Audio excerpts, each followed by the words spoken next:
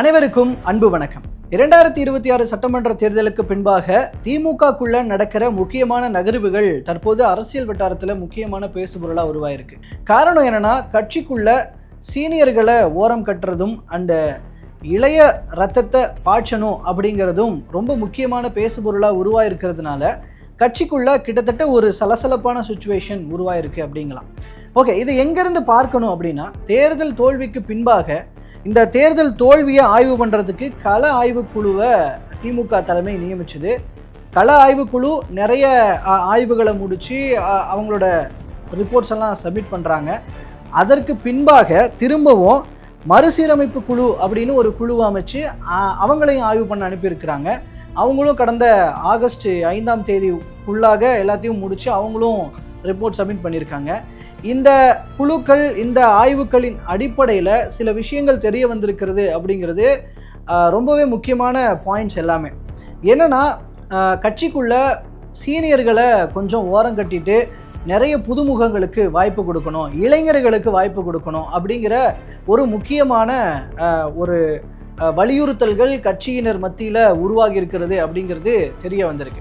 ரொம்பவே ப்ராப்பராக செயல்படாமல் இருப்பவர்களை கட்சியிலிருந்து அந்த பொறுப்புகளிலிருந்து விடுவிப்பது அப்படிங்கிற மாதிரியான விஷயங்கள் உள்ளுக்குள்ள தெரிய வந்திருக்கு அப்படிங்கிறது நல்லாவே தெரியுது. அண்ட் மோரோவர், அடுத்ததாக இப்போது ரீசெண்ட்லி உதயநிதி ஸ்டாலின் அவர்கள் எமர்ஜ் ஆகிட்டு வரதும் அண்ட் அதற்கேற்ற மாதிரியான கட்சியினுடைய கட்டமைப்பை மாற்றணும் அப்படிங்கிறதும் சில காலங்களுக்கு முன்பு இருந்தே பேசப்படுகிற ஒரு விஷயமாக இருக்குது. ரொம்ப முக்கியமாக பார்க்கும் பொழுது இந்த தேர்தல் தோல்விக்கான காரணமாக கட்சிக்குள்ள நிறைய அந்தந்த ஏரியாக்களில் குறுநில மன்னர்களாக செயல்பட்டவர்களினுடைய ஆக்டிவிட்டிஸ் இருக்கு அப்படிங்கிறதெல்லாம் இந்த ஆய்வில் தெரிய வருது அப்படிங்கிறது தகவலாக இருக்கு. இது தொடர்பாக சென்னை ஆழ்வார்பேட்டையில் இருக்கிற ஸ்டாலின் அவர்களுடைய இல்லத்தில் கிட்டத்தட்ட ஒரு மணி நேரத்துக்கு மேலாக ஒரு கூட்டம் ஒன்று நடக்குது. ரொம்ப முக்கியமான புள்ளிகள் மட்டும் கலந்துகிட்ட திமுகவினுடைய அந்த உயர்மட்ட குழு, அதில் இருக்கிற முக்கியமான புள்ளிகள் மட்டும் கலந்து கொண்ட அந்த கூட்டத்தில் சில முக்கியமான முடிவுகள் எடுக்கப்பட்டிருக்கு அப்படின்னு தான் நம்மளுக்கு தெரிய வருது. எஸ்பெஷலி பார்த்தோன்னா அதில் துரைமுருகன், டிஆர் பாலு, முன்னாள் அமைச்சர்கள் நேரு, வேலு, அப்புறம் எம்பிக்கள் கனிமொழி, ராஜா, அப்புறம் ஸ்டாலினுடைய மருமகன் சபரீசன், இவங்கெல்லாம் கலந்துக்கிட்டாங்க அந்த கூட்டத்தில் எடுக்கப்பட்ட முடிவுகளின் அடிப்படையில் முதல் கட்டமாக கட்சி மாவட்டங்களினுடைய எண்ணிக்கையை, அதாவது மாவட்ட செயலாளர்களினுடைய எண்ணிக்கையை 117ஆக உயர்த்தணும். அதாவது 2 தொகுதிகளுக்கு ஒருத்தர் அப்படிங்கிற அடிப்படையில் 117ஆக உயர்த்தணும் அப்படிங்கிற ஒரு முக்கியமான விஷயம் முன்வைக்கப்பட்டிருக்கு. அப்படி பார்க்கும் பொழுது தற்போது மாவட்ட செயலாளர்கள் நியமனம் அப்படிங்கிறது தான் ரொம்ப முக்கியமான டாக் உள்ளுக்குள்ளே போகிறது. அதாவது ஏற்கனவே ப்ராப்பராக செயல்படாமல் இருக்கிற அந்த மாவட்ட செயலாளர்களிடம் இருக்கிற மாவட்டங்களெல்லாம் 2ஆக பிரித்து, அண்ட் இன்னும் சொல்லப்போனால் நான் முன்னாடியே சொன்னது மாதிரி 2 சட்டமன்ற தொகுதிகளை கொண்ட ஒரு கட்சி மாவட்டம் அப்படிங்கிற மாதிரி பிரித்து 117 அப்படிங்கிற எண்ணிக்கையில் வச்சு, அதில் இப்போ யார் யாரெல்லாம் பெரிய அந்த மாவட்டங்களுக்கெல்லாம் மாவட்ட செயலாளர்களாக இருக்கிறாங்களோ அவங்கக்கிட்ட இருந்து பொறுப்புகளை சரிபாதியாக பிரித்து புதியவர்களை அந்த புதிய மாவட்ட செயலாளர்களாக நியமிக்கணும் அப்படிங்கிற கோரிக்கை உள்ளுக்குள்ளே வலுத்திருக்கு. அப்படி புதிதாக நியமிக்கப்படுபவர்கள் இளைஞர்களாக இருக்க வேண்டும் அப்படிங்கிற கோரிக்கையும் ரொம்பவே வலுத்திருக்கு. இதனால தான் சீனியர்கள்லாம் கொஞ்சம் அப்செட்டாக இருக்கிறாங்க அப்படிங்கிற தகவல், ரொம்ப டென்ஷனாகவும் அதிர்ச்சியாகவும் இருக்கிறாங்க அப்படிங்கிற தகவல்கள் இருக்குது. ஏன்னா இதில் சில சீனியர்களினுடைய பொறுப்புகளே முழுவதுமாக பறிபோகிற நிலைமையெல்லாம் இருக்குது அப்படிங்கிற தகவல்கள் உள்ளுக்குள்ளேருந்து நம்மளுக்கு தெரிவிக்கப்படுது. இப்போ சேகர் பாபுவெல்லாம் என்கிட்டேருந்து நான் பறிச்சுட்டு ஏதோ ஒரு மாவட்டத்தை பார்த்துக்க முடியாத அளவுக்கு குறைச்சிட்டு எனக்கு இப்படி கொடுக்குறீங்கன்னா எனக்கு அதெல்லாம் சரிப்பட்டு வராதுன்னு அதுக்கு எதிர்ப்பு குரல்களெல்லாம் எழுப்புறாரு அப்படிங்கிற மாதிரியான தகவல்களும் கசியுது. இதில் எஸ்பெஷலி பார்க்கணுன்னா 70 வயசுக்கு மேற்பட்டவர்கள் அவங்க கிட்ட இருந்து மாவட்ட செயலாளர்கள் பதவி பறிக்கப்பட வாய்ப்பு இருக்கிறது அப்படின்னு. நீங்கள் 70 வயசுக்கு மேலேன்னு பார்த்தீங்கன்னா எல்லாமே திமுகவினுடைய முன்னாள் அமைச்சர்கள், ரொம்பவே சீனியர்களாக இருப்பவர்கள் தான். துரைமுருகனாக இருக்கட்டும், மற்ற மூத்த அமைச்சர்கள்லாம் இருக்கட்டும், எல்லாருமே 70 வயதுக்கு மேற்பட்டவர்களாக நிறைய பேர் இருக்கிறாங்க. அப்போ அவங்கக்கிட்ட இருந்து பதவிகள் பறிக்கப்படுகிறதா? அதனால தான் உள்ளுக்குள்ள சீனியர்கள் கொஞ்சம் ஒரு மாதிரி பதட்டத்தோடையும் டென்ஷனாகவும் இருக்கிறாங்க, அண்ட் கோபத்தோடையும் இருக்கிறாங்க அப்படிங்கிற மாதிரியான தகவல்கள் அறிவாலய வட்டாரத்திலேருந்து நம்மளுக்கு கிடைக்கப்பெறுது. அதாவது 70 வயதுக்கு மேலே இருந்தால் மாவட்ட செயலாளர்கள் பதவி பறிக்கப்படலாம். அண்ட் 3 முறை மாவட்ட செயலாளர்களாக தொடர்ந்து இருக்கிறாங்க அப்படின்னா அவங்ககிட்ட இருந்து பதவி பறிக்கப்படலாம் அப்படிங்கிற முக்கியமான தகவல்கள் கிடைக்கப்பெறுது. அதில் மேலும் ஒன்றிய நகர பேரூர் நிர்வாகிகளாக 60 வயசு வரைக்கும் இருக்கலாம் அப்படின்னு வயது வரம்போ நிர்ணயிக்கப்படலாம் அப்படிங்கிறது. அப்படி பார்க்கும் பொழுது இனிமேல் சீனியர்கள் கொஞ்சம் கொஞ்சமாக ஓரம் கட்டப்பட வாய்ப்புகள் அதிகமாக இருக்கிறது.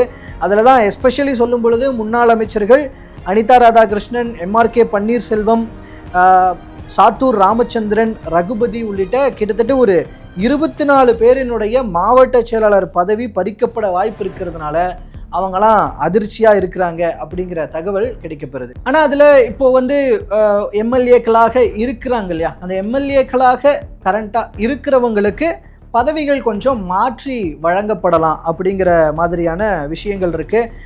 துணை பொதுச் செயலாளர்கள், வழிகாட்டுதல் குழு உறுப்பினர்கள், அரசியல் விவகார குழு உறுப்பினர்கள் அப்படிங்கிற மாதிரியான பொறுப்புகள்லாம் அவங்களுக்கு வழங்கப்படலாம் அப்படின்னு சொல்லப்படுகிறது. இதில் இன்னொரு பக்கம் உதயநிதி அவர்களுக்கு செயல் தலைவர் பதவி கொடுக்கலாம் அப்படிங்கிற டாக் உள்ள ஓடிட்டு இருக்கு.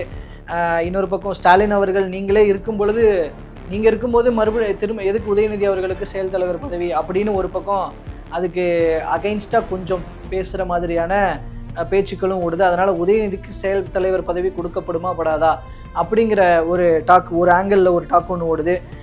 பொதுச் செயலாளரை மாற்றணும் அப்படிங்கிற ஒரு விஷயம். இப்போ துரைமுருகன் அவர்கள் ஆல்ரெடி ஒரு நம்மளுக்கு தகவலும் வந்தது, பொதுச் செயலாளர் பதவியை துரைமுருகன் விட்டுத்தர மறுக்கிறார் அப்படின்னு சொல்லி நம்மளும் கூட பேசியிருக்கோம். அப்போது பொதுச் செயலாளர் பதவியை மாற்றணும்னு ஒரு கோரிக்கை வலுத்து வருகிறது. அப்போ அவரை மாற்றினா அடுத்து யார், டிஆர் பாலுவா இல்லை வேறு யார் அப்படின்னு அதில் ஒரு பிரச்சனை உருவாக வாய்ப்பு இருக்கிறது. அப்புறம் மாவட்ட செயலாளர்கள் பதவி, நான் சொன்னது போல் இந்த மாற்றத்துக்கு சீனியர்கள் முட்டுக்கட்டை போட்டுட்ருக்கிறாங்க, ஜூனியர்கள் அழுத்தமான கோரிக்கைகளை முன் வச்சுக்கிட்டே இருக்கிறாங்க. ஸோ ஒரு பக்கம் சீனியர் ஜூனியர் அந்த பிரச்சனைகளுக்கு நடுவில் மாட்டிக்கிட்டு ஸ்டாலின் அவர்கள் முழிச்சிக்கிட்டு இருக்கிறாரு அப்படின்னு நம்ம புரிஞ்சிக்க முடியுது.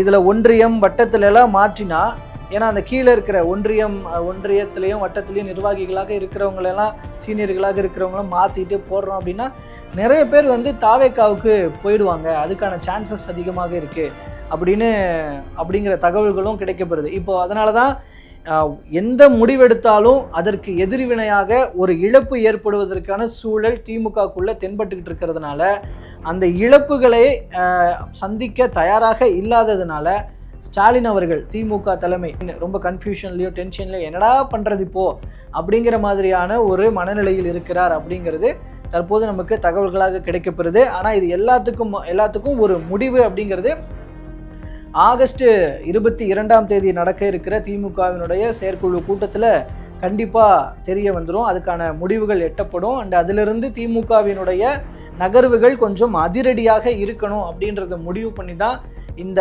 முயற்சிகள் எல்லாம் முன்னெடுக்கிறாங்க.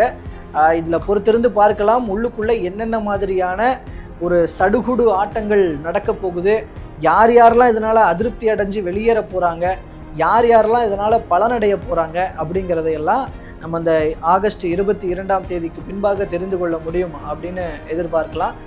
கண்டிப்பாக பொறுத்திருந்து பார்க்கலாம் என்ன நடக்குதுன்னு. அது தொடர்பான தகவல்களோடு மறுபடியும் உங்களை நான் சந்திக்கிறேன். நன்றி.